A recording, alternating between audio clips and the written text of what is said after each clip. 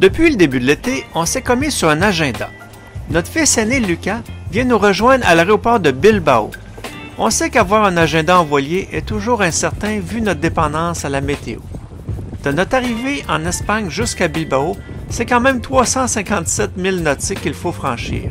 Ce n'est pas une mince affaire. Ouf! On réussit quand même notre objectif, avec 7 jours d'avance. On arrive le 25 juillet et Lucas arrive le 1er août.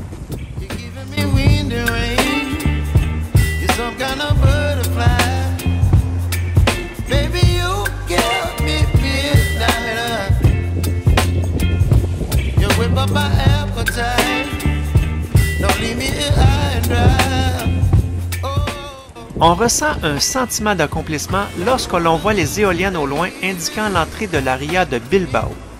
Pour information, Bilbao se situe au nord-est de l'Espagne, tout près de la frontière avec la France. Et c'est un coin de pays qui fut très important pour Maria. On vous raconte pourquoi dans quelques minutes.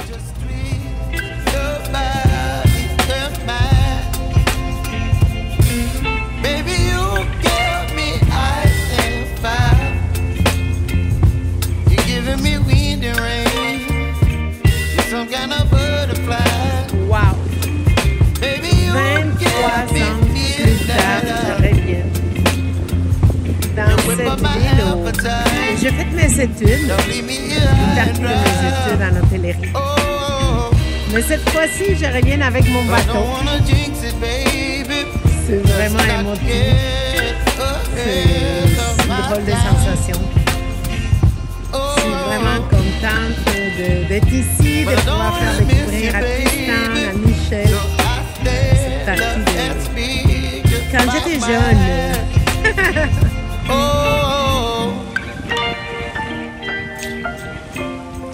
Notre première mission lorsque le voilier est au mouillage est de trouver le meilleur endroit où stationner notre annexe en toute sécurité.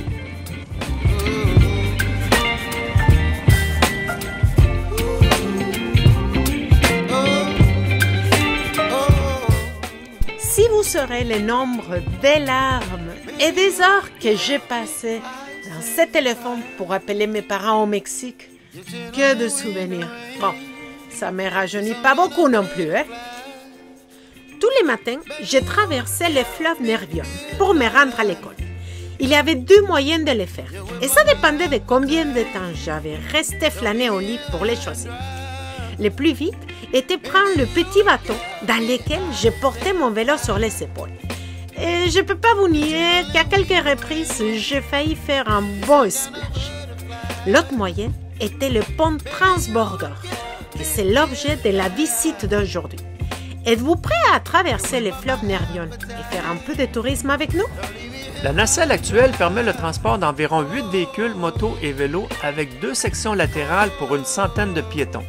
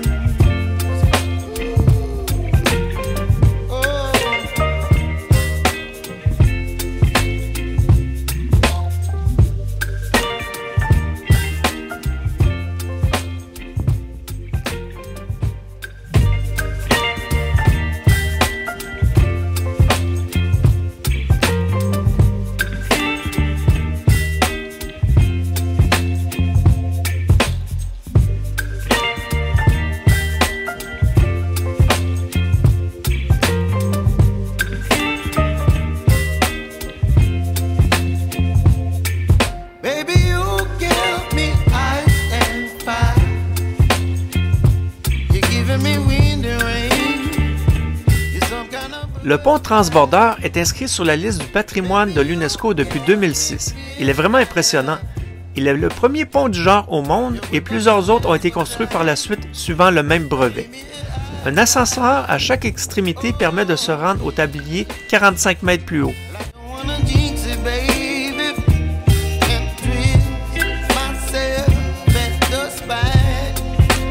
C'est un musée en soi avec une multitude de pancartes et objets décrivant ses prouesses d'ingénierie. Parle pour toi, mon amour. Moi, je n'étais pas capable de tenir à 45 mètres. Le vertige était trop fort. Ben pour moi, ça a été une visite qui en a valu la peine, avec un magnifique point de vue des environs et du coucher de soleil.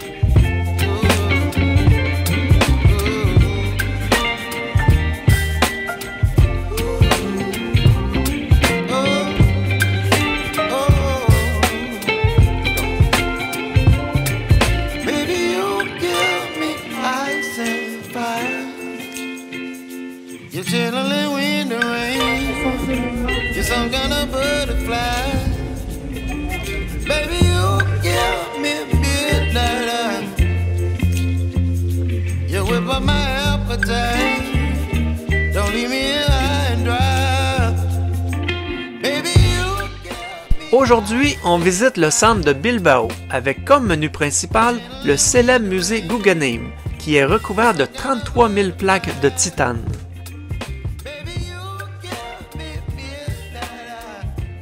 Nous sommes arrivés à Montréal, à Bilbao. On est en train de visiter aujourd'hui avec Jean-François et Dominique le Guggenheim. C'est magnifique encore. Il y a le classique Poupie le chien qu'on a su est arrivé en 92 ici. Pour faire une histoire courte, la ville de Bilbao était en plein marasme économique de l'industrie lourde dans les années 2000. Pour relancer son économie, le gouvernement basque décida la construction du musée. Le plan Bilbao 2000 était lancé, avec la construction de l'aéroport international, le raccordement au réseau d'autoroutes européen et une fiscalité avantageuse pour attirer les nouvelles technologies. Le coût du musée de 100 millions d'euros offre une exposition permanente de 250 œuvres d'art contemporaines ainsi que 3 ou 4 expositions temporaires par année. Pour nous, l'exposition temporaire fut l'histoire de l'automobile. Après 3 heures, je me suis fait tirer par l'oreille pour en sortir. J'y aurais passé la journée. Ce musée est un immense succès. Il accueille 1 million de visiteurs par année et a rapporté depuis son ouverture 1,57 milliard d'euros. Un point tel que ce succès économique est appelé l'effet Bilbao.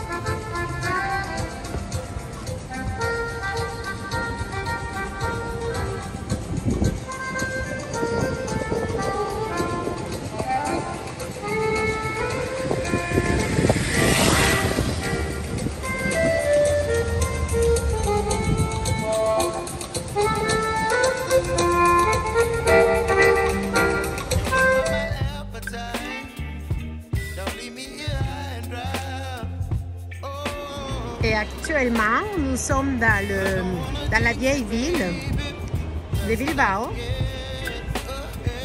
Toujours avec toute notre gang d'amis. On va aller visiter le marché public, voir si on trouve des légumes, des belles choses à manger. Et bon, on est rendu dans les classiques de l'Espagne. Le marché, il y a les tapas qui ont l'air juste délicieuses.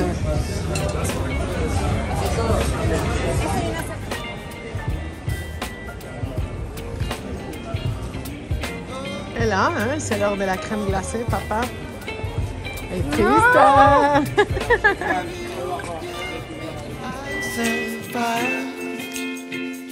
You're chilling in the rain. You're some kind of butterfly.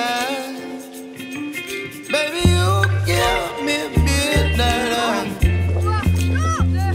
You whip up my appetite. Don't leave me high and dry. Baby, you give me ice and fire. You're channeling wind and rain. You're some kind of butterfly. Baby, you give me. Bon, après une journée de longues visites à Bilbao, on relaxe. Bon, moi je relaxe, je fais à manger.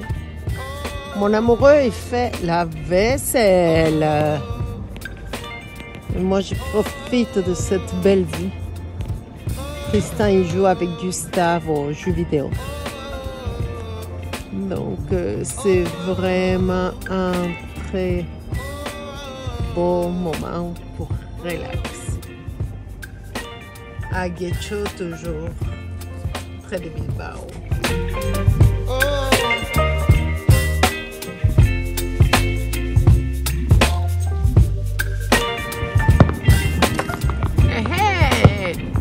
On arrive dans une fête encore à Guecho.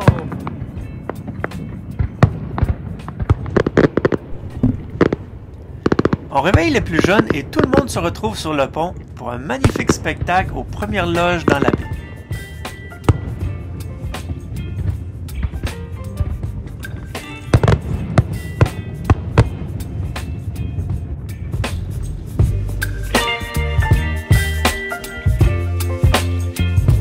Coucou! Hello! Alors nous sommes en route dans l'autobus parce qu'on va chercher Lucas. Finalement, il arrive aujourd'hui et on est très content de le recevoir. Tristan, de 2 semaines. Tristan est avec nous. Ça fait longtemps qu'il ne monte pas dans un autobus, donc il est comme très concentré. Déjà plus d'1 heure que l'avion de Lucas a atterri. On voit une mère qui a vraiment hâte de voir son fils.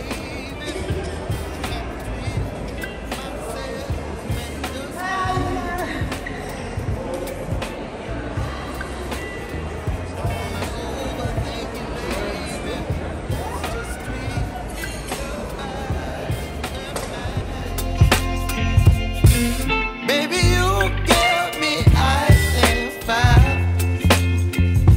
You giving me Prenons un peu de temps en famille pour aller visiter le vieux port de Guecho. butterfly.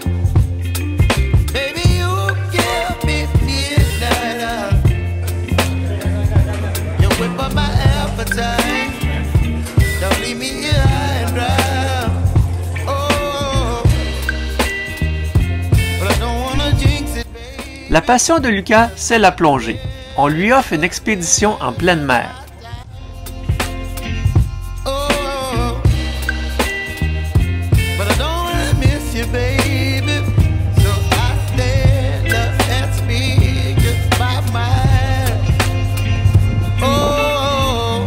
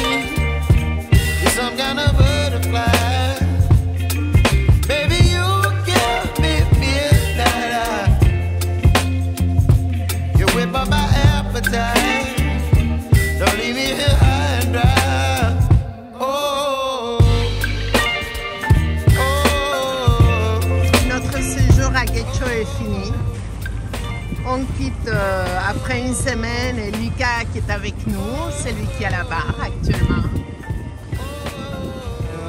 On commence à retourner tranquillement vers la Corogne. Aujourd'hui, c'est une petite navigation. On est parti à 9h du matin, bientôt midi. On vient juste à Castro-Urdiales. C'est tout petit parce que c'est la première navigation de Lucas aussi. On voulait voir comment il réagissait à la mer. On n'a pas de vent, malheureusement, le moteur. Mais on a quand même une petite houle. On fait un peu de roulis, un peu de droite à gauche. Mais ça va bien. Il a tenu la barre presque tout le long. Et là, il vient de se coucher un petit peu pour se reposer. Ça va très bien. Là, on vient visiter mes tantes qui habitent ici à Castro. Un petit coucou. Et on verra la suite pour le restant de la journée. On va profiter d'un peu de soleil très chaud, très humide. Au large, on n'est même pas capable de voir. Les montagnes ne sont pas nettes à cause de l'humidité, les gros cargos non plus. Donc c'est ça qui génère la grosse chaleur aujourd'hui. Pareil qu'hier, tout à l'intérieur du bateau, c'est humide, très collant. Vive la vie du bateau, hein?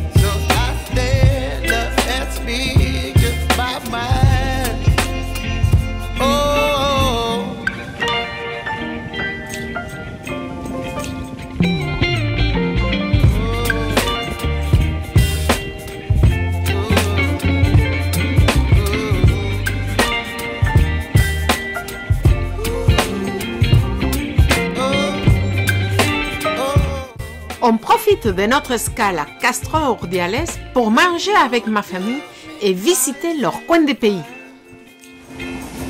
You're chilling in the rain. You're some kind of butterfly. Baby, you give me midnight. You whip up my appetite. Don't leave me here high and dry. Baby, you give me ice and fire. You're channeling wind and rain. Ce soir, on est à Castro-Urdiales. Et on en profite pour manger de la sardine dans le bar. Et on a trouvé un restaurant qui ont deux choix, sardine ou thon. Et ma foi, on ne pouvait pas résister. Qu'est-ce qu'il y a dans le menu, les gars? Sardine. Sardine. Qu'est-ce qu'on mange? La sardine. La sardine. La seule chose qu'il faut décider. La douzaine. Une douzaine ou une demi-douzaine? Non, une douzaine. Allez, une douzaine de sardines. Une demi-douzaine.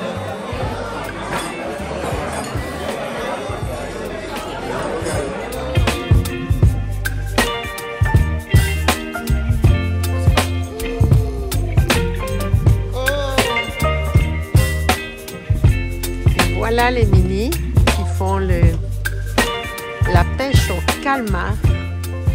Il est bientôt minuit. On est toujours à Castro. Les garçons, ils s'essayent au calmar. Petit calmar. Ils aimeraient que je fasse des calmars à l'encre. Un peu comme on le voisin ici avec sa grosse lumière.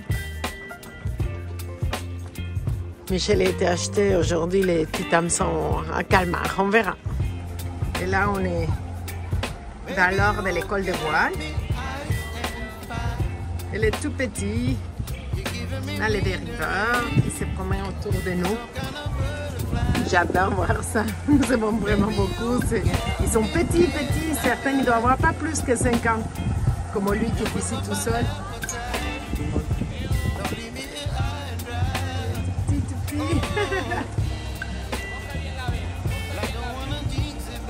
sorte qui est là.